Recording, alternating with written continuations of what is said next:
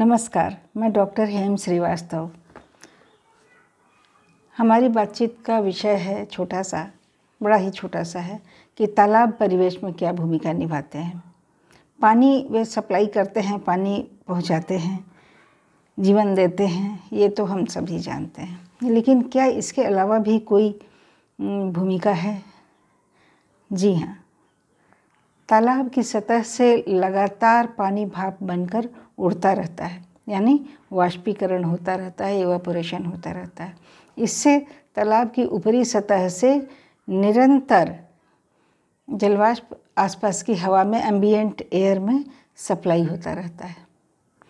तो जहाँ तालाब होंगे वहाँ आसपास हवा में नमी होगी और इस नमी के कारण धूप की मारक क्षमता लगातार कम होगी। जहाँ तालाब होंगे वहाँ आसपास बिल्कुल ही लू का या बहुत ही तेज़ गर्म हवा का असर कम होगा। इसी प्रकार बहुत तेज़ ठंडक का भी असर कम होगा, क्योंकि नमी दोनों को संभालती है। इसके अलावा ये नमी जो है, ये नमी आसपास का पोषण करती है। नमी आसपास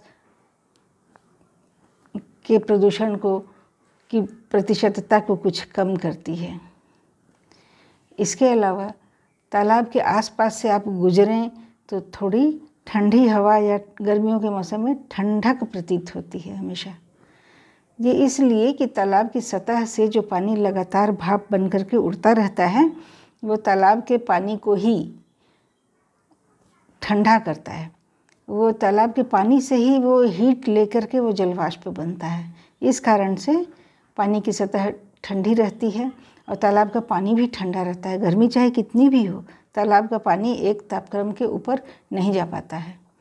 तो इससे क्या होता है कि एम्बिएंट टेम्परेचर भी कंट्रोल में रहता है, इक्विलिब्रियम में रहता है। आप तालाब के बगल से आप गुजरें कितनी भी गर्मियों में, तो आपको बड़ी राहत महसूस होगी। इतना ही नहीं, तालाब का पानी चारों तरफ से और पेंदे से, तालाब के पेंदे से परकोलेट करके, मतलब खिसक खिसक करके, बूंद बूंद मिट्टी तक खिसक खिसक कर बहुत दूर तक पहुंच जाता है।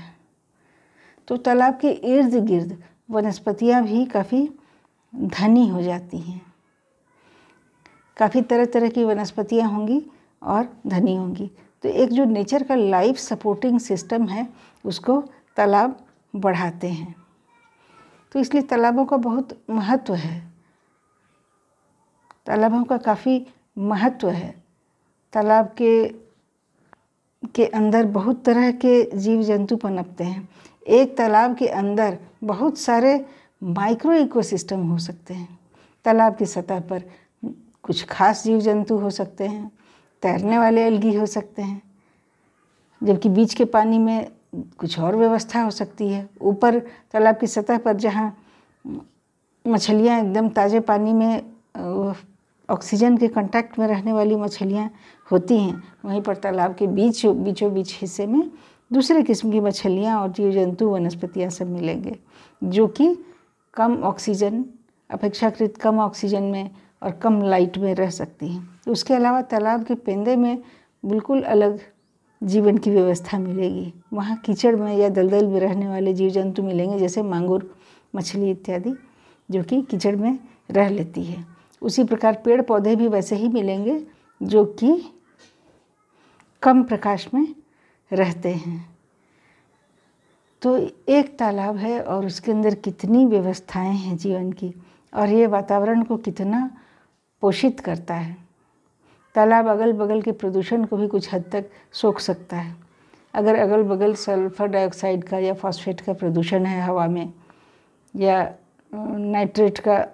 नाइट्रोजन के ऑक्साइड्स का पोल्यूशन है, तो तालाब का पानी थोड़ा बहुत उसको सोख करके अगल बगल के परिवेश को स्वच्छ करता है एक सीमा तक।